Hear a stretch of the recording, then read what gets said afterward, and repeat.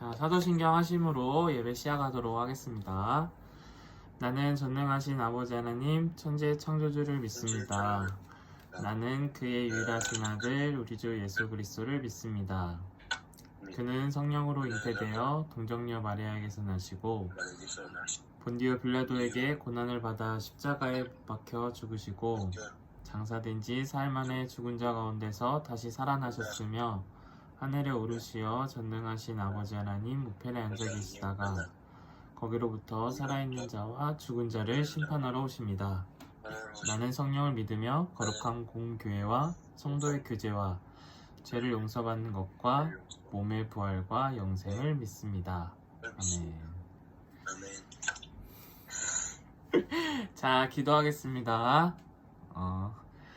하나님 아버지, 오늘 우리에게 또 하나님을 잘 알아갈 수 있고 또 하나님을 더욱더 조금씩 더 한 발자국씩 더 믿을 수 있도록 또 하나님에 대해서 알고 배울 수 있는 예배의 자리를 허락해 주셔서 감사합니다. 하나님, 우리의 다산하고 어려운 또 힘든 이런 삶 속에서도 하나님이 우리의 생명의 주인이시라는 사실을 더욱더 이 예배를 통해서 기억할 수 있도록 인도하여 주시옵소서. 다음 주에 모두 나오게 해주세요.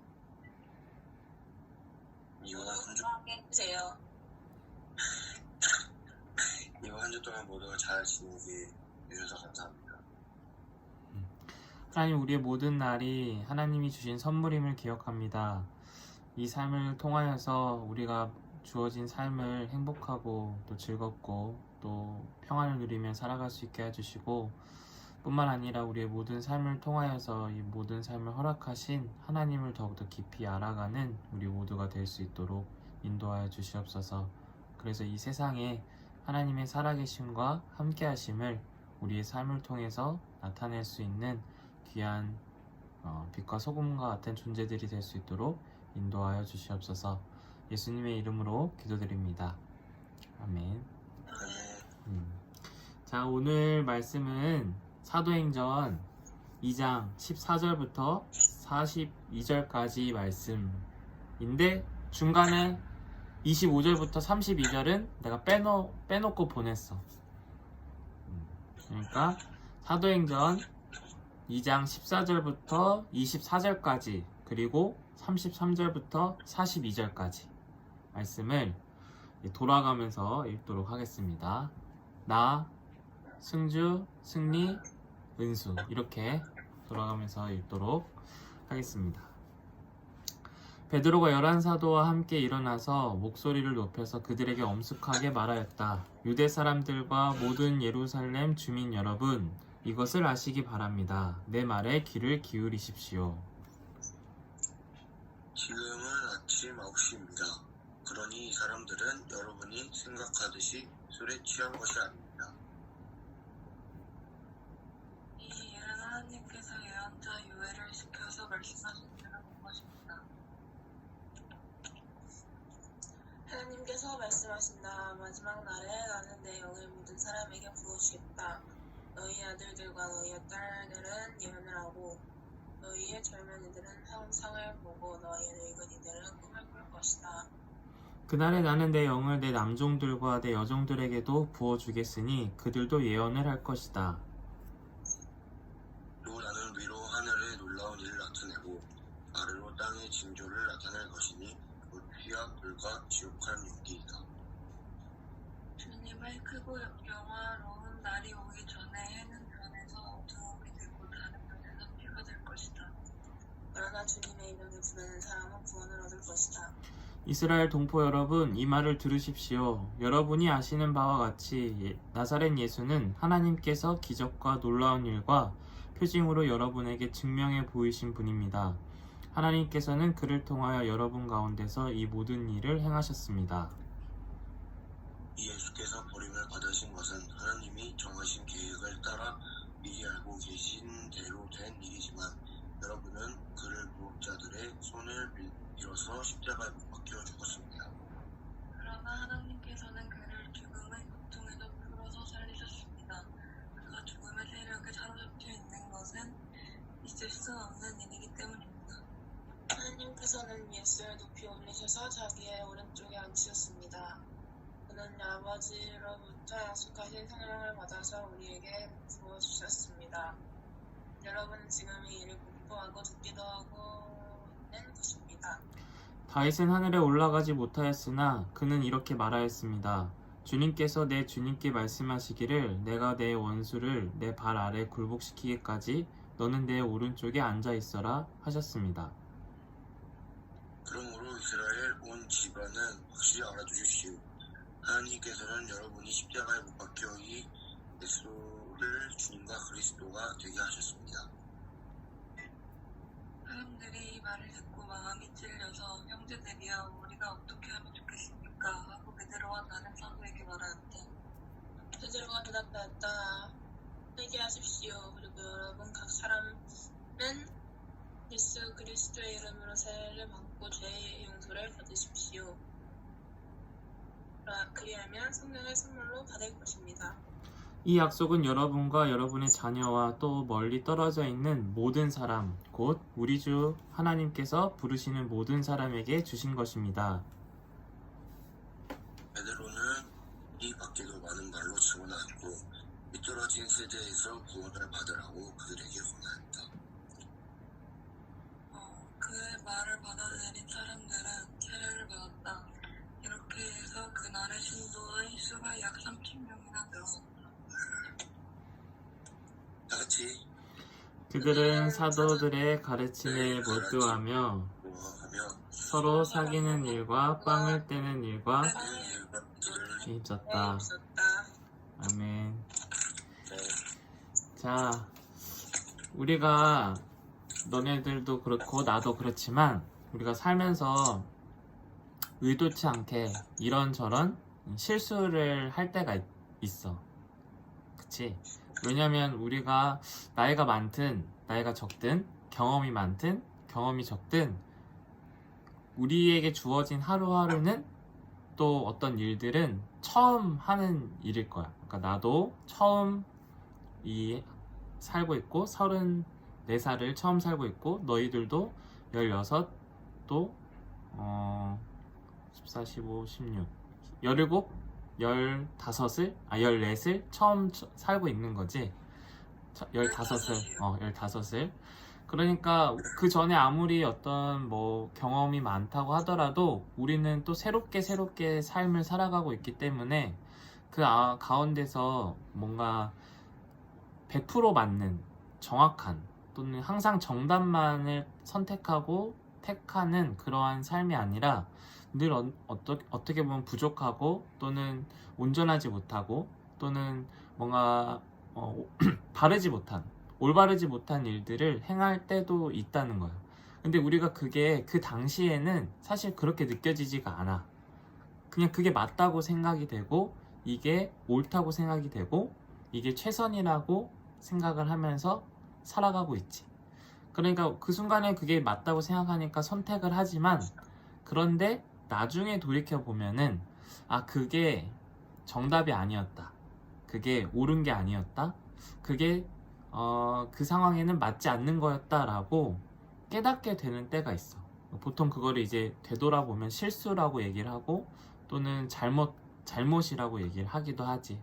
그러니까 우리는 뭔가 우리에게 주어진 삶을 가지고 열심히 살고 또 최선을 다해서 살고 늘 어떻게 보면 정답을 찾고 올바른 방향으로 나아가려고 하지만 그게 우리가 처음 살아보는 거라서 뜻대로 그렇게 되지 않고 어떻게 보면 실수를 하기도 하고 잘못을 저지르기도 하게 된다는 거지. 그런데 이제 그거를 깨닫게 되는 방법이 두 가지가 있어. 두 가지의 어떤 큰 방법을 통해서 내가 했던 말, 내가 했던 선택, 내가 했던 행동이 잘못된 거였구나, 올바르지 않은 거였구나 라고 우리가 인식할 수 있게 되는데, 깨닫게 되는데 크게 두 가지가 있는데 첫 번째는 어떤 방법이 있을까? 너희들의 과거를 잘 생각해봐. 내가 그때 잘못했던 거였구나 라고 깨닫는데 크게 두 가지의 통로가 있어. 깨닫는 방법이요? 음. 결과가 내 마음에 안 들 때. 내 마음에 안 들 때 그건 이제 그 스스로 성찰을 한 거지. 스스로 생각을 한 거야. 그거에 대해서. 또 그것도 하나 맞고 또 다른 한 가지가 있어.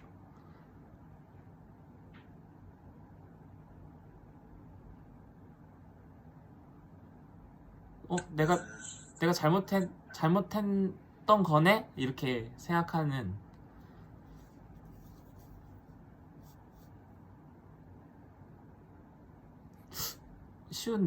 쉬운 방법인데 사실 은수가 말한 거보다 이게 훨씬 비중이 더 많을걸? 너희들한테는.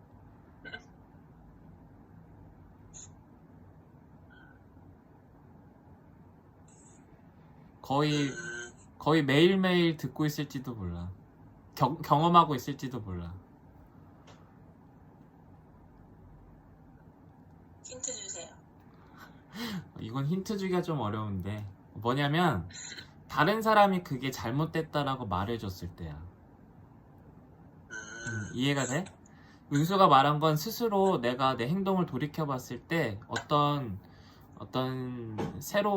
기준에 근거해서 이게 마음에 들지 않는다, 이게 뭔가 부족했다, 또는 이게 잘못됐다라고 깨닫는 경우가 있고, 다른 한 가지는 다른 사람이 그거에 대해서 말해줬을 때야. 그건 잘못된 거야, 그거는 옳지 못한 거야, 그거는 그렇게 하면 안 됐던 거야 라고 말을 해줬을 때 우리는 그 전까지는 모르고 있다가 그때서 이게 잘못된 거구나, 이렇게 하면 안 되는 거구나, 다음부터는 이렇게 하지 말아야지 라는 어떤 인식을 하게 되는 거지.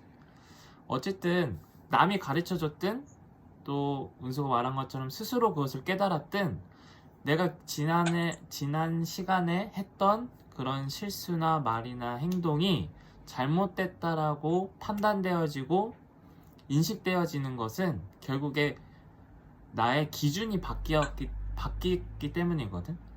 그 당시에는 옳다고 생각했지만 지금 생각해보니까 그 기준이 그게 아니었던 거야. 그러니까 그게 잘못된 게 되는 거지. 그걸 남이 알려줄 수도 있고 내가 스스로 깨달을 수도 있는 거야.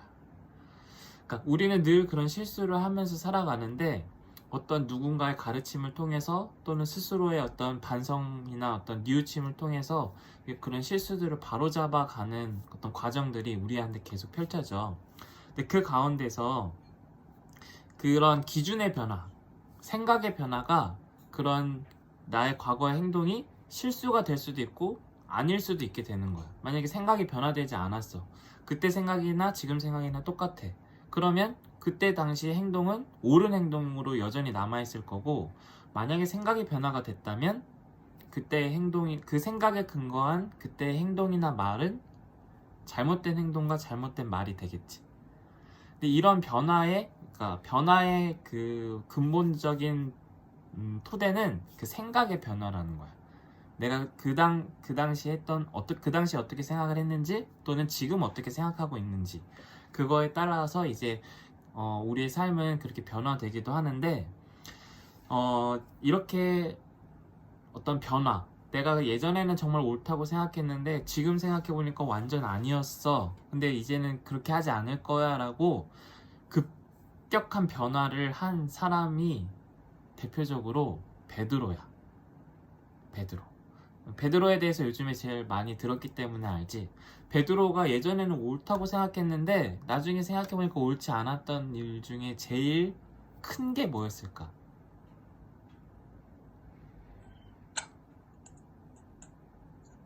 베드로가 생각했을 때 인생의 제일 흑역사 또는 오점, 실수라고 생각하는 건? 승주야, 뭘 것 같아? 베드로 인생에서 제일 후회되는 거, 제일 지우고 싶은 거. 모르겠어요. 진짜? 은수 먹을 것 같아? 아까 말하지 않았어요? 다시 한번 말해줘. 예수님 안 믿은 거.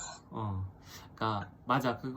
그건데 이제 정확하게 표현하면 예수님을 모른다라고 얘기한 한 거겠지. 사람들이 너 예수님 제자 아니야? 라고 말했는데 나 아니야 라고 얘기하고, 심지어 그거를 3번이나, 마지막에는 난 저 사람 진짜 모른다고, 정말 1도 모른다고 막 부인했던 그런 경험, 그런 일이 있었는데, 베드로에게는 그때는 그게 옳다고 생각을 했겠지. 그래야만 된다라고 생각을 했고, 그게 진심이었기 때문에 그렇게 3번이나 얘기했겠지만, 이제 시간이 지나고 어떤 일을 겪고 난 다음에 베드로가 이렇게 돌이켜 봤을 때, 내가 그때 진짜 실수한 거였구나, 그때 내가 진짜 옳지 못한 행동을 한 거였구나, 내가 진짜 잘못한 행동이었다라고 이제 지난 자신의 모습을 새롭게 바라보고 새롭게 해석하고 새롭게 인정하게 되었는데, 그렇다면 그 베드로가 예전에는 예수님을 모른다고 했는데 지금은 예수님을 모른다고 한 게 엄청 부끄러운 일이 됐을 때에, 그 가운데에 그런 베드로의 생각을 변화시킨 그 변화는 어떤 변화였고, 무슨 사건이 베드로로 하여금 그런 생각을 변화시켰을까?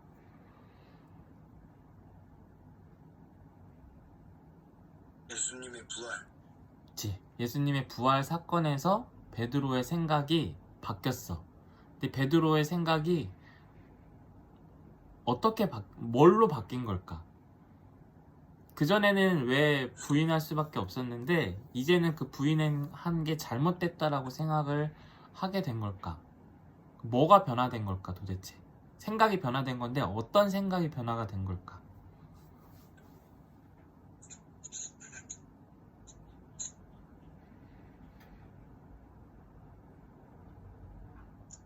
예수님은 하나님의 아들이다. 맞아. 이게 답이에요? 맞아. 근데 맞는데 그것도 포함되어 있어. 근데 또 조금 다른 쪽도 뭐가 있냐면, 생명에 대한 베드로의 생각이 바뀌게 된 거야. 그러니까 예수님을 부인할 때는 베드로가 무서웠지, 두려웠어. 예수님처럼 죽을까봐, 잡힐까봐, 막 그렇게 군대에 끌려갈까봐 무서웠던 거야. 그래서 자기의 생명을 지키려고 예수님을 버렸지. 예수님을 버려야만 자기가 산다고 생각을 했어. 그러니까 생명에 대해서 그렇게 생각을 했던 거지. 근데 예수님의 부활 사건을 경험한 다음에 베드로에게 이 생명에 대한 생각이 바뀐 거야. 그러니까 그전엔 자기가 지키려고 했던 그 생명이 아니라, 그게 생명이 아니라 예수님을 통해서 드러난 게 생명이라는 것을 알게 된 거야. 그러니까 이 생명에 대한 기준이, 생각이 바뀌니까 예전에 살고자 했던 그의 행동은 잘못된 행동이 되는 거고, 이제 다른 새로운 차원에서 생명에 대해서 바라보니까 그렇게 행동을 하면 안 되는 거라고 이제 스스로 느끼게 된 거지. 그래서 이제 그게 부끄럽고 그게 지우고 싶은 흑역사가 되어버리고 만 거야.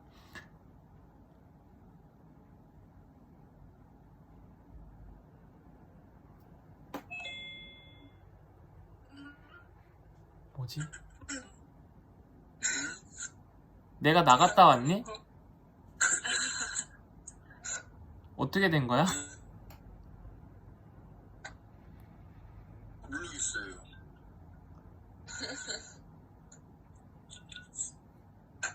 놀라운 일이군. 오늘은 메시지도 없었는데 갑자기 이렇게 됐네. 어쨌든 이어가서 지금 다 들리고 보이는 거지? 정상적으로 다 들리고 보이는 거지? 이어서 하면은, 이 예수님의 베드로가 이제 자기가 그렇게 행동했던 게 잘못된 행동이었고 실수였고 그렇게 하면 안 됐다라고 생각하게 된 근본적인 변화는 이 생명에 대한 변화고, 생명에 대한 그 생각의 변화는 예수님의 부활 사건을 통해서 베드로에게 주어진 거였어. 만약에 부활 사건이 없었고 베드로가 그렇게 생각의 변화가 없었다면 베드로는 어떻게 계속 살았을까? 그냥 예수님 부인한 채로 계속 안 믿으면서 살았겠지. 그냥 자기가 부인했던 게 옳았다라는 생각으로 내가 그때라도 손절해서 다행이다. 내가 그때까지 손절 안 했으면 같이 싸잡아서 죽음 당할 수도 있었는데 다행이다. 이렇게 생각하면서 살아갔을지도 모르는 거야. 그런데 그렇게 되지 않고 베드로가 그 지난날 했던 그런 행동이나 말을 돌이킬 수 있었던 것은 베드로에게 생명에 대한 생각이 바뀌었고 예수님을 통해서 드러난 생명이 진짜 생명이라는 사실을 알아보게 되었기 때문에 이제 베드로는 그런 삶을 살아갈 수 있게 된 거지. 그러니까 그런 베드로의 극적인 변화, 베드로의 이런 행동의 변화, 그리고 어떤 이 생명에 대해서 더 적극적이고 분명하게 얘기하게 되는 것. 10분 뒤에 종료가 된대. 이따가 또 들어와. 10분 뒤에. 어쨌든 계속 하면은 이 베드로의 이런 변화를 사람들이 이제 알게 된 거야. 베드로 지난 시간에 말씀에서 보면 이 사람들이 이런 베드로와 함께 있던 120명의 제자들이 방언을 하게 되는 걸 보면서, 그래서 이제 방언은 베드로가 생명에 대해서 되게 새롭게 얘기하고 하나님이 드러낸 생명에 대해서 얘기하고 그것에 대해서 뭐 정확하게 막 사람들한테 적극적으로 얘기하고 하는 이런 부분들을 보면서 이제 사람들은 베드로가 술에 취했다, 또 베드로와 함께 있는 사람들이 술에 취했다라고 생각을 했는데, 이제 베드로가 그러한 자기들을 향해서 술에 취했다 또는 미쳤다라고 말하는 사람들을 향해서 이제 오늘 그거에 대해서 해명을 하는 거야.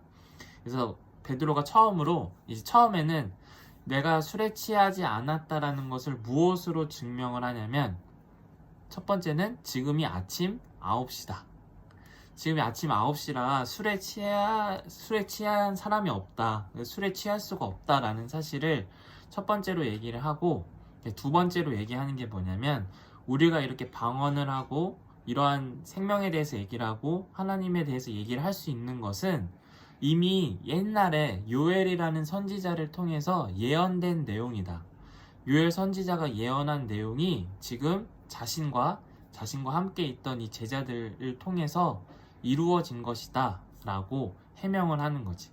그래서 16절부터 21절까지의 내용은 옛날에 요엘이라는 선지자가 했던 예언에 대한 내용이야. 그래서 그 16절부터 21절까지의 내용은 요약해서 보면은 하나님이 마지막 날에 모든 사람들에게 영을 부어주셔서, 그러니까 하나님의 능력을 부어주시고 하나님이 함께 해주셔서 모든 사람들이 예언을 하고 꿈을 꾸고 환상을 보는 일이 일어날 것인데, 마치 바람이 불고 불이 임하고 큰 소리가 나는 것처럼 그런 현상이 일어날 것인데, 그러나 그날 모든 사람이 주님의 이름을 불러서 구원을 얻을 것이다 라는 게 아주 옛날에 요엘이라는 선지자가 예언을 해놓은 내용이었어. 이제 그 예언한 내용이 지금 베드로를 통해서, 그리고 베드로와 함께 있는 제자들을 통해서 성취가 되었다라는 거지. 요엘의 그 예언이 실패하지가 않고 어떤 사라진 예언이 되는 게 아니라 베드로와 함께 있었던 다른 사람들을 통해서 이게 성취된 예언, 그러니까 성공한 예언이 되었다라고 얘기를 하는 거야. 그러면서 베드로는 이 요엘의 예언이 어떻게 실패된 예언이 되지 않고 성취된 예언, 이 맞아떨어진 예언이 될 수 있었는지, 자신이 어떻게 변화될 수 있었는지, 자신이 어떻게 성령을 받을 수 있었는지, 즉 모든 사람이 어떻게 주님의 이름을 불러서 구원을, 생명을 또는 영생을 얻을 수 있는 것인지에 대해서 다시 해명을 하는 거야. 자기의 입장에서 베드로의 그 경험에 근거해서 베드로가 이 예언이 어떻게 이루어진 거냐면 하면서 이제 얘기를 해주는 거지. 그거에 대한 내용이 22절부터 24절까지 내용이야. 그러니까 베드로도 이 예언의 어떤 수혜자지. 이 예언이 맞아 떨어진 거에 대한 그 혜택을 입은 거야. 베드로가 예전에 옳다고 생각했던 것이 옳지 않은 게 되었고 변화되었고 새롭게 생각하게 되어서 주님의 이름을 부르게 되었는데 자기가 영을 입었고 또는 예언도 보게 되었고 환상도 보게 된 것처럼 이제 주님의 이름을 불러서 구원을 얻게 되었는데 그 일이 어떻게 이루어진 거냐면 베드로가 얘기하길 이것은 십자가의 죽음, 예수님이 22절에서 보면은 나사렛 예수는 하나님께서 기적과 놀라운 일과 표징으로 여러분에게 증명해 보이신 분입니다. 그러니까 예수님은 하나님이 생명의 근원이시다라는 사실을 분명히 아시고 그 하나님께 근거하여서 삶을 살아가셨어.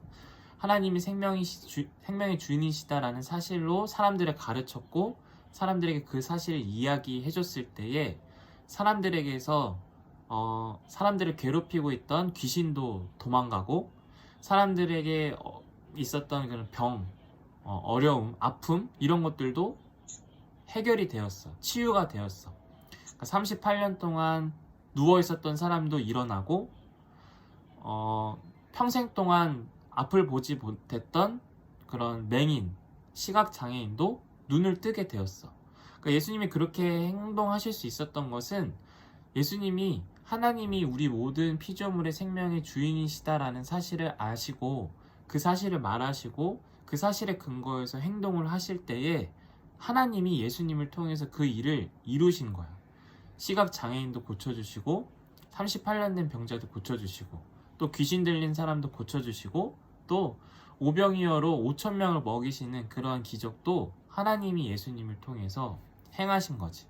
그런데 사람들은 그런 예수님을 바라보면서 어떻게 생각을 했을까? 어떻게 최종적으로 예수님이 그 사람들의 어떤 대우를 당하셨을까? 당하셨지? 사람들은 그런 예수님을 결국엔 죽였어. 결국엔 십자가에 못 박아서 죽이라고 외쳤고 로마 군인들에게 넘겼고 그래서 결국 예수님은 그 사람들의 외침대로 십자가에 못 박혀 죽으셨지. 그러나 하나님께서는 24절에 보면 그러나 하나님께서는 그를 죽음의 고통에서 풀어서 살리셨습니다. 그가 죽음의 세력에 사로잡혀 있는 것은 있을 수 없는 일이기 때문입니다. 그러니까 하나님께 일치하고 하나님을 따르고 하나님을 끝까지 믿은 예수님을 하나님은 살리신 거예요. 부활의 생명을 나타내신 거지. 그러니까 이 부활의 사건에서 베드로도 어쩌면 그 사람들처럼 조금은 생각했던 게 있을 거야. 예수님이 진짜 하나님의 아들이신가? 예수님이 정말 그런 하나님과 동등된 분인가? 어떤 이런 생각들을 하고 때로는 의심하고 때로는 온전히 믿지 못했던 베드로. 그리고 결국 예수님이 십자가에 달려 죽을 위기에 처하자 그 의심이 커지고 그 의심이 베드로의 생각을 지배하게 돼서 손절하게 되는 일이 벌어졌던 것처럼 어쩌면 사람들은 또 베드로와 제자들은 그런 생각들을 하고 있었을 수 있지. 하지만 그들의 생각이 변화된 건, 바뀐 건, 그들의 지금 그 생각이 잘못됐다라고 판정이 된 거는 예수님의 부활 사건에서 이 생명에 대한 관점이, 생각이 바뀌게 되는 일이 일어나고 거기에 근거해서 베드로는 그런 급격한 변화를 살아있는 증인으로 경험하게 된 거지. 자기의 인생에서, 자기의 삶에서 그런 드라마틱한 변화가 있게 된 거를 이제 사람들한테 얘기해주고 있어. 그리고 나서 베드로가 또 한 번 어떤 그 일을 내가 어떻게 알게 되었는지, 그 일을 내가 어떻게 깨닫게 되었는지를 33절부터 36절까지 한 번 더 소개를 해줘. 그러니까 그러한 생각의 변화가 있었던 부활 사건이 있었는데 내가 부활 사건을 어떻게 깨닫게 되었냐면 그 부활의 사건을 통해서 내가 생각이 어떻게 변화되었냐면 하면서 33절부터 36절의 말씀을 전하는데 33절을 승리가 한번 읽어볼까?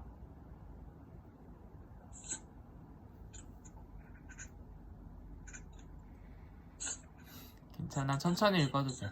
33절. 하나님이 예수를 높이 올리셔서 자기의 오른쪽에 앉히셨습니다. 그는 아버지로부터 약속하신 성령을 받아서 우리에게 부어주셨습니다. 여러분, 지금 이 일을 보기도 하고 듣기도 하고 있는 것입니다. 이 말씀에서 이제 하나님이 예수님을 높이 올리셨다, 하나님 오른편에 앉게 하셨다 라고 말하면서 그 이어서 나오는 내용이 바로 예수님을 통해서 하나님이 성령을 부어주셨다 라고 말을 베드로가 전하고 있어요. 그러니까 그 요엘 선지자가 예언한 그 내용, 마지막 날에 내 영을 모든 사람에게 부어주겠다라고 한 그 일이, 베드로가 이제 생각을 해보니까 깨닫게 된 것은 그 하나님께서 요엘 선지자를 통해서 약속하신 그 내용이 이 예수님을 통해서 이루어진 거구나. 예수님을 통해서 그 성령이 모든 사람에게 주어지는데 그 첫 번째가 베드로와 그 제자들에게 이루어진 거구나.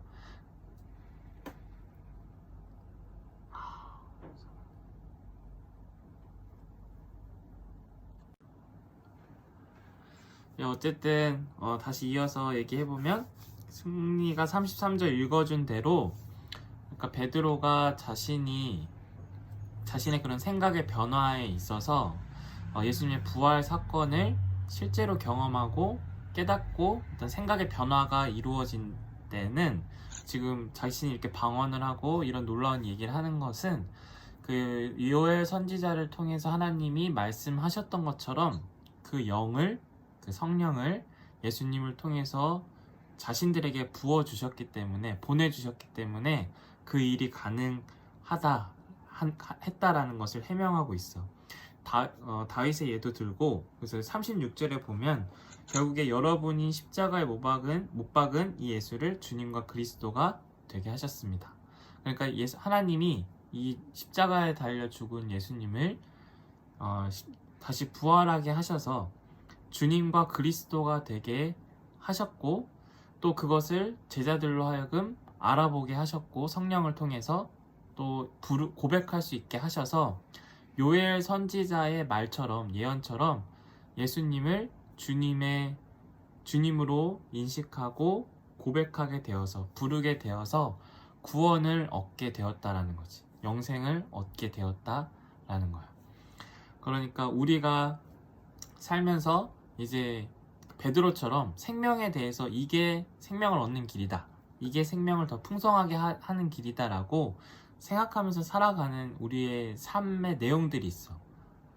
너희들이 학교에서 살면은, 학교에서 생활을 하다 보면, 또 선생님들이랑 얘기를 하면, 또 친구들이랑 얘기하면, 뭐 이렇게 해야 뭐 성공한다, 이렇게 해야 우리가 더 잘 살 수 있다, 행복하게 살 수 있다, 이런 얘기들 많이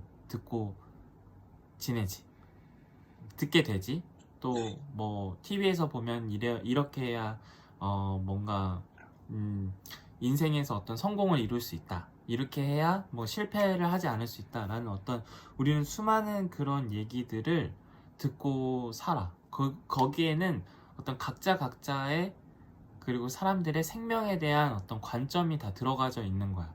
인생은 이렇다는 것, 삶은 이렇다라는 것, 우리의 어떤 생명은 이렇다라는 것에 대한 그 각자의 어떤 생각들이 거기에 담겨져서 그런 말들을 하게 되는데, 근데 그러한 생각들이 잘못된 건지 아닌지를 우리는 알 수가 없어. 왜냐면 그것도 맞고 이것도 맞고 또 여러 가지 다양한 어떤 관점들이 존재할 수 있기 때문에. 그런데 결국에 우리는 그런 생각에 귀를 기울이게 되고, 그런 생각을 따라서 이런 삶도 살 수 있고 저런 삶도 살게 되지만, 근데 결국에는 우리가 그런 생각이 잘못됐다라는 것을 깨닫는 때가 와. 예를 들어 뭐 부자가 된다든지, 아니면 엄청 명예로운 사람이 된다든지, 엄청 어떤 능력 있는 사람이 된다든지 하는, 그렇게 사는 게 어떤 행복한 인생이다라고 생각하면서 쭉 사는데, 그런데 어떤 순간이 되면 우리는 그게 잘못되었구나, 그게 전부가 아니었구나, 그게 인생이 아니었구나 라는 것을 깨닫게 되는 때가 결국에는 우리에게 다 찾아와. 거기에선 생각이 바뀌게 되고 변화가 돼. 그게 뭐일까?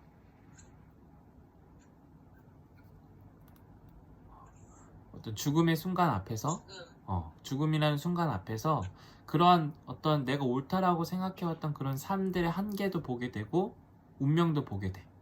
또 그거에 대한 어떤 뭔가 안주도 있어. 그러니까 내가 이렇게 살아서 다행이다라고 생각하는 것들도 있는데, 그러나 그게 긍정적이든 그게 부정적이든 그런 죽음이라는 삶의 한계 앞에서는 그 무엇도 그걸 극복시켜 줄 수는 없는 거지.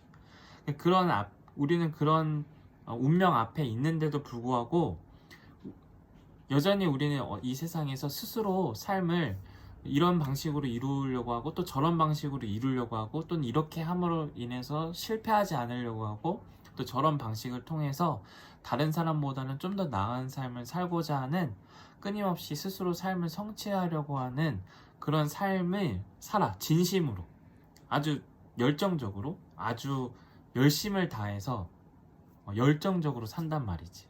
그러나 그게 생명에 대한 오해라는 것을 우리는 부활 사건에서 또 우리의 죽음 앞에서 깨닫게 돼.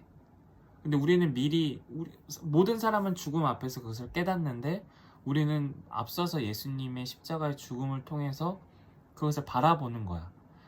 그런 모든 인간의 노력과 수고가 이 죽음이라는 운명 앞에서는 아무런 능력이 되어주지 못하는구나. 그런데 예수님을 통해서 드러난 저 부활의 생명은 우리가 어떤 능력을 가졌든, 어떤 한계를 가졌든, 어떠한 아픔이 있든, 어떠한 연약함이 있든 그것이 극복되는, 새로워지는 완전히 다른 차원의 생명을 예수님을 통해서 드러내셨고, 우리는 그 생명을 기대할 수 있고 바라볼 수 있게 되었구나라는 사실을 알게 되는데, 거기서 생각의 변화가 되는데, 그 생각의 변화를 주시는 분이 바로 성령님이라는 거야.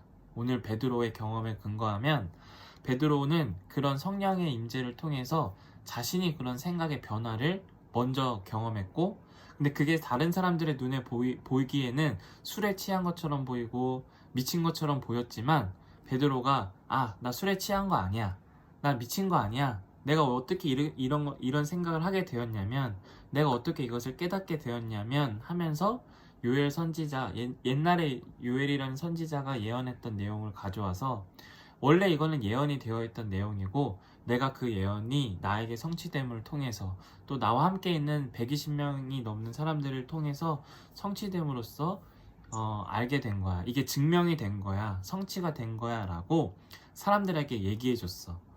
그랬더니 사람들은 이 얘기를 듣고 뭐라고 반응했을까? 너네들이 지금 듣고 있는 거니? 약간 화면이 안 움직여서 내가 헷갈리는데,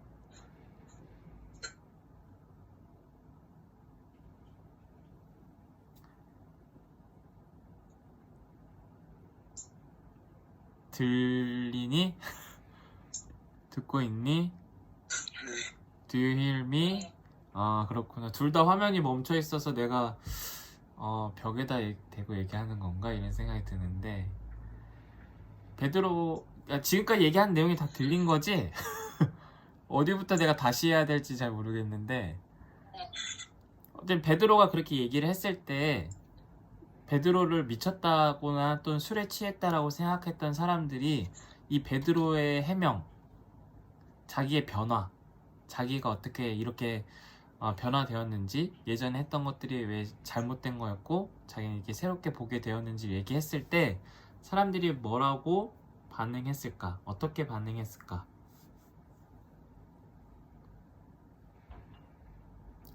승주가 37절을 읽어볼까? 같이 따라. 37절이요?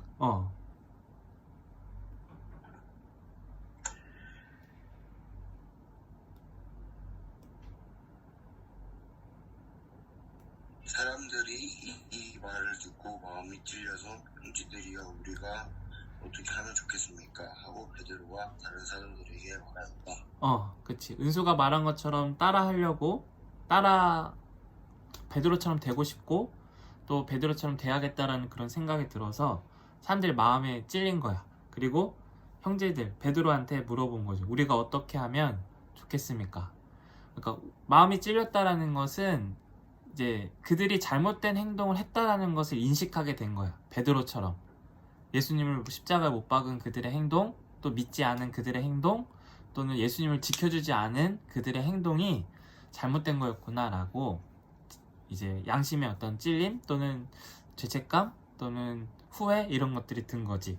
근데 그런 후회가 들었을 때 베드로도 이런 후회를 했었고 찔림이 있었고 지금은 이제 그걸 극복한 상태지만 그런 베드로에게 마음이 찔려서 우리가 어떻게 하면 좋겠습니까? 라고 물을 때에 이제 베드로가 세 가지를 이렇게 크게 두 가지고 세부적으로 보면 세 가지를 하면 나처럼 될 수 있다. 나처럼 성령을 경험할 수 있다. 받을 수 있다라고 얘기하는데 첫 번째는 뭐냐면 회개하라는 거고 두 번째는 예수 그리스도의 이름으로 세례를 받으라는 거야. 그렇게 하면 죄사함을 얻게 될 것이고 결국 성령을 선물로 받을 것이다 라고 이야기를 하는데 여기서 이제 첫 번째로 말하는 회개는 뭐냐면 우리가 이 베드로처럼 생명에 대해서 잘못된 생각을 하고 그 잘못된 생각은 뭐냐면 우리 스스로 삶을 또 생명을 인생을 완성시킬 수 있다라는 생각을 함으로써 베드로는 그런 생각에 사로잡혀서 예수님을 부인하기도 하고 또는 예수님을 붙잡고 십자가에 죽으면 안 된다고 그렇게 막 흔들기도 하고 했던 그런 베드로. 그런 행동들은 뭐냐면 스스로 삶을 성취하려고 했던 행동들인 거야. 인생을 완성하려고 하는 어떤 우리의 시도들, 수많은 어떤 노력들, 그런 것들을 돌이켜서 그런 노력과 행위를 하지 말라는 게 아니라 생명의 토대가 나의 능력과 나의 힘에 달려있지 않고 이 생명이 완성되는 그 힘과 신비와 비결은 구원은 하나님께 있다라는 사실을 다시 기억하고 거기로 돌이키는 행동을 회개라고 해. 그러니까 우리는 매주 또는 매 순간 매 시간 회개가 필요한데 나도 마찬가지야. 나도 살면서 이런 행동을 하면은 내 인생이 좀 더 나아지겠지 또는 더 좋게 되겠지 더 빛나게 되겠지라고 생각하게 되는 어떤 순간들이 있고 그런 상황들이 주어져. 이렇게 하면은 더 안 좋게 되지 않을까라는 그런 생각들을 하게 돼서 어떤 계산적인 행동들을 할 때가 있고 또는 내가 더 노력을 해야 되는 거 아닌가라는 어떤 마음의 부담을 느낄 때도 있고 또는 이렇게 하면 더 잘 될 거야 라는 어떤 기대를 갖고 어떤 열심을 갖고 하는 어떤 행동들이 나올 수도 있는데 그러나 그런 생각들이 들 때 그런 생각들이 나의 마음을 괴롭힐 때 나의 머리를 주장하게 될 때에 내가 해야 하는 행동들은 또 해야 하고 또 하게 되는 행동들은 회개라는 거예요.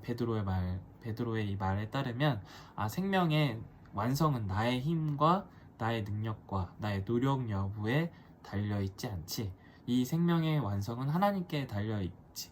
그러니까 그 하나님이 나의 삶의 토대가 되어주시는 게 나의 이 인생의 구원의 완성이지라는 생각을 하면서 돌이키는 거지. 그러니까 그 순간에 노력을 하는 어떤 다른 노력이나 어떤 행위를 하지 말라는 게 아니라 그걸 다시 기억하라는 거야. 이 생명의 완성이 나에게 달려있지 않다. 나의 노력에 달려있지 않고 이 운명을 난 스스로 극복할 수가 없다라는 사실을 다시 기억하는 거야. 그리고 그 하나님을 다시 생각하는 게 바로 회개인 거고 이제 두 번째로는 예수 그리스도의 이름으로 세례를 받는 건데 이제 내가 너희들한테 세례가 어떤 것인지를 계속 얘기를 하고 있었는데 그 세례는 예수님처럼 그런 하나님께 집중하고 하나님께 일치하는 삶을 나도 따라서 살겠다.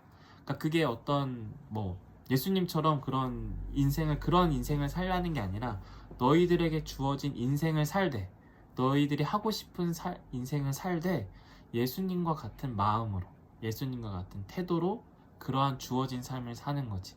그게 뭐냐면 바로 앞에서 얘기한 것처럼 회개. 늘 하나님께 우리의 생명의 토대를 두는 삶.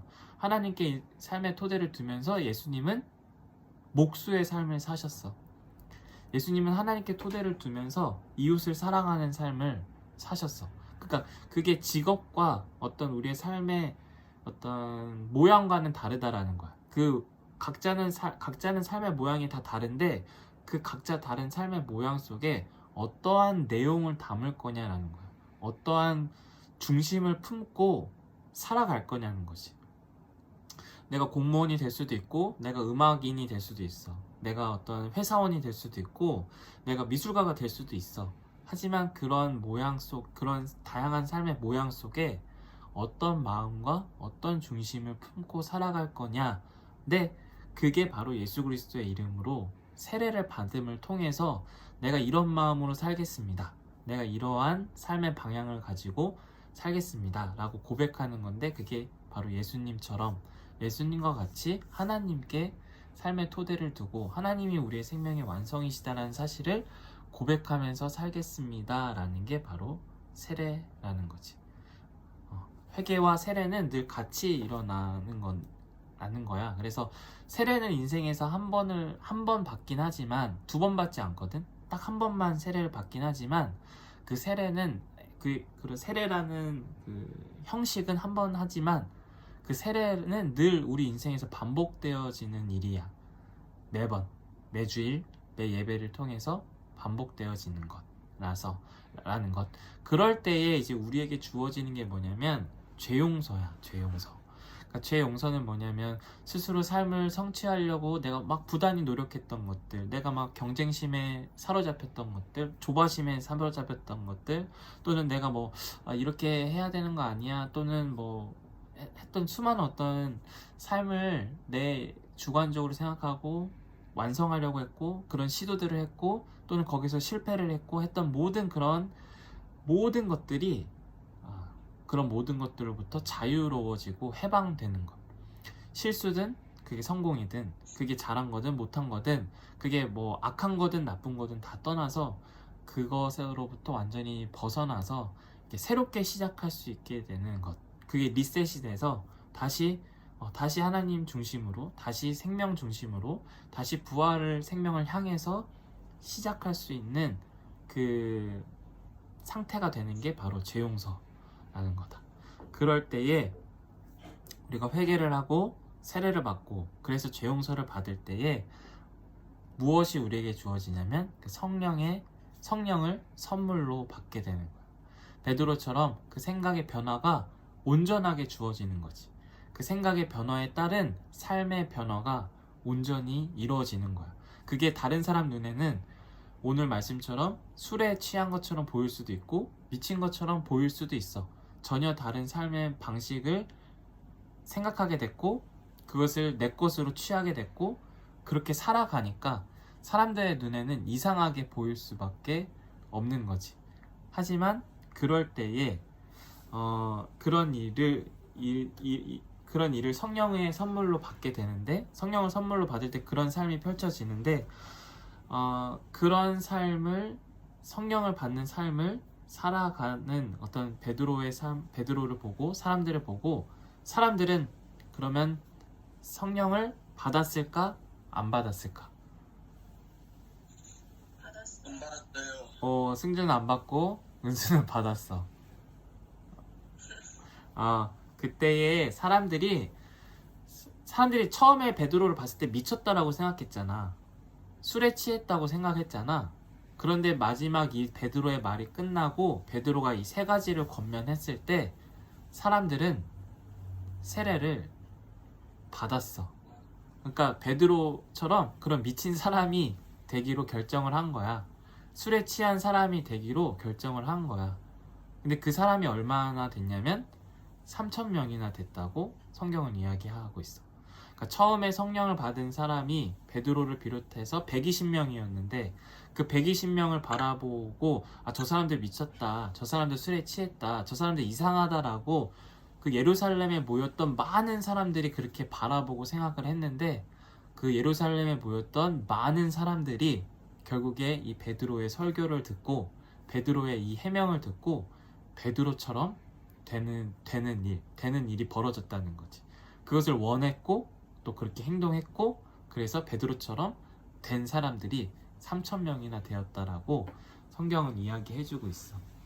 그럴 때 이제 이 사람들에게서 일어났던 공통적인 현상이, 어떤 삶의 방식이 있는데 그게 42절의 말씀이야. 마지막으로 살펴보면 사도들의 가르침에 몰두하며, 그러니까 베드로의 가르침, 베드로가 말하는 성령, 베드로가 말하는 부활, 베드로가 말하는 그 영생, 하나님 나라, 예수님에 대한 가르침들, 예수님이 하셨던 말들, 예수님이 어떤 일들을 행하셨는지에 몰두하며 집중하며 서로 사귀는 일과 빵을 떼는 일에 또 기도에 힘썼다라고 해요. 그러니까 서로 사귀는 일, 서로 교제하는 일, 친구를 맺는 일에 집중을 했는데, 그것은 그 예수님에 대한 이야기를 나누기 위해서, 예수님에 관한 이야기를 더 많이 서로 주고받기 위해서 이제 서로 사귀는 일도 하고, 근데 또 서로 사귀는 일을 하려면 뭐가 필요할까? 우리에게는 또 그런 일만 하면서 살 수는 없으니까 먹고 자고 생활을 하는데 그 일을 함께 하게 되는 거야. 그러니까 먹고 살기 위해서 이 일을 하는 게 아니라 서로 사귀고 서로 그 사도들의 가르침에 몰두하기 위해서 그 일에 집중하기 위해서 가지고 있었던 것들을 다 나누면서 먹고 마시는 일을 서로 감당해 주면서 사도들의 일에 집중하려고 했던 거지. 그리고 그 일에 더욱더 일치하기 위해서, 꿈꾸기 위해서 마지막으로 기도에 힘썼다라고 이제 이야기해 주고 있어. 그러니까 우리도 우리 삶 속에서 보면은 우리도 우리의 생각이 늘 우리에게 늘 반복되는 어떤 실수와 행동들이 있어. 근데 지금은 몰라. 지금은 내가 이걸 행동을 하는 게 실수인지 잘못된 건지 옳은 건지 몰라. 그냥 이게 옳다고 생각이 되어지기 때문에 해. 이게 정답이라고 생각이 되어지기 때문에 해. 근데 그 생각과 행동들이 뭐냐면 결국 스스로 삶을 성취하고자 하는 그런 노력들, 행동들을 우리가 알게 모르게 하고 있고, 자연스럽게 하고 있고, 본능적으로 하고 있고, 그렇게 살아가고 있어. 하지만 이게 지금 내가 진심으로 하는 이 행동이 실수이거나 또는 잘못된 행동이거나 온전한 행동이 아니라는 거는 이 죽음이라는 우리의 운명 앞에서 다 드러나게 돼. 밝혀지게 돼. 그게 죽음에서 우리를 건질 수 없는 거라는 게 그 죽음 앞에서 분명하게 드러나게 돼. 공부의 1등이 또는 좋은 대학이 또는 좋은 직장이 또는 어떤 부와 명예가 죽음에서 우리를 건져줄 수 없다라는 사실이 죽음 앞에서 분명하게 드러나게 되는데, 우리는 그래서 그 생각이 잘못됐구나, 지금 우리가 바라보는 삶에 대한 이해와 방식이 잘못됐구나라는 것을 예수님의 부활 사건에서 깨닫고 또 성령의 도우심을 통해서 그것을 분명하게 인식하고 경험함으로 우리는 이제 회개하고 예수 그리스도의 이름으로 세례를 받고 또 죄사함을 받아서 성령을 선물로 받는 그런 삶을 살아갈 수 있게 되었다라는 거지. 그렇게 마치 우리는 이런 자리에 늘 놓여 있는 거야. 아까 승주가 읽었던 것처럼 형제들이여, 우리가 어떻게 하면 좋겠습니까? 우리는 늘 이 삶의 질문 가운데 놓여 있는 거야. 우리가 어떻게 하면 좋을까? 우리가 이렇게 살아가는데 21세기에 이런 자본주의에 이러한 경제적인 활동 시스템 속에 또 코로나와 같은 이런 상황 속에 하나님을 믿으면서 살아가는데 우리가 어떻게 하면 좋을까요? 우리는 어떻게 하면 될까요? 라는 질문 속에서 늘 살아가. 이 생명이라는 것, 어떤 죽음이라는 것, 또는 우리의 삶의 미래, 완성이라는 거에서 늘 그런 질문을 하면서 살아가게 되는데, 거기에서 이제 베드로가 주어지는 그 답변은 회개와 예수 그리스도의 이름으로 세례를 받는 것과 또 죄 용서를 받는 것. 그럴 때 성령을 선물로 받아서 모든 사람들이 베드로와 같이 될 수 있다는 것. 그런 사람들이 실제로 3,000명이나 일어났었다라는 것. 그 3,000명이 또한 우리가 되어야 하고 되고자 해야 한다라는 것. 그것을 너희들이 기억하면서 또 다른 3,000명이 되도록 우리가 그렇게 살아갈 수 있었으면 좋겠습니다. 알겠지? 끝. 기도하고 주기도문하고 마치도록 하겠습니다. 하나님 아버지, 오늘 사도행전 2장의 베드로의 설교 말씀을 통하여서 술에 취한 것 같고 미친 것 같은 베드로의 그런 삶과 말이 어떻게 참된 것인지, 그게 미친 거나 술 취한 게 아니고 얼마나 참된 것이고 바른 것인지를 오늘 말씀을 통해서 함께 살펴보았습니다. 하나님, 우리는 늘 생명에 관해서 실수를 합니다. 또 인생에 관해서, 삶에 대해서 오해를 합니다. 그러나 그 생명에 대한 오해, 삶에 대한 실수, 그것을 그렇게 할 수밖에 없는 우리의 운명을 하나님이 아시고 성령을 통하여서 또 예수 그리스도의 부활을 통하여서 올바른 생명에 대한 생각과 삶에 대한 이해를 하도록 도와주시니 감사합니다. 오늘 우리가 이 베드로의 설교처럼 늘 회개하고 세례 받음으로, 예수 그리스도의 이름으로 세례를 받음으로 죄 용서를 받아서 내 삶에 대한 실수, 인생에 대한 어떤 오해들에서 벗어나서 참된 인생을 살아갈 수 있도록, 참된 믿음과 신앙 가운데 살아갈 수 있도록 인도하여 주시옵소서. 코로나로 인해서 많이 삶이 혼란스럽습니다. 또 불편합니다. 또 그 가운데서 답답함도 있습니다. 그러나 우리에게 변함없는 생명을 함께하여 주시는 그 하나님을 기억함으로 우리에게 주어진 이 시기를 잘 극복해 나갈 수 있도록 친히 인도하여 주시옵소서. 성령으로 함께하여 주시옵소서. 예수님의 이름으로 기도드립니다. 아멘. 주기도문 하심으로 마치도록 하겠습니다. 하늘에 계신 우리 아버지, 아버지의 이름을 거룩하게 하시며 아버지의 나라가 오게 하시며 아버지의 뜻이 하늘에서와 같이 땅에서도 이루어지게 하소서. 오늘 우리에게 일용할 양식을 주시고 우리가 우리에게 잘못한 사람을 용서해 준 것 같이 우리 죄를 용서해 주시고 우리의 시험에 빠지지 않게 하시고 악에서 구하소서. 나라와 권능과 영광이 영원히 아버지의 것입니다. 아멘. 근데 너왜 끊었냐? 헐, 지금까지 소리 안 들렸어요? 제가 제일 처음으로 박수 치고 주기도문 다 외웠는데 지금. 아까 엄마 오셨었어? 엄마네요. 엄마 오셨었어? 아니, 아빠요. 아빠. 야, 나 근데 자랑할 거 있어. 자랑까지는 아닌데, 나 너네 놀면 뭐하니 봤어? 네, 니야. 아직 안 봤어? 봤어요. 그거 주중에 유튜브 라이브 했었는데, 나 유튜브 라이브 봤었거든? 거기다 막 내가 댓글 막 달고 그랬어. 아마 방송에 보면 나올지도 몰라. 내 댓글이. 읽었어요? 댓글 내 거 읽어주진 않았어. 네? 내 댓글을 읽어주진 않았다고, 그 사람들이. 뭐야?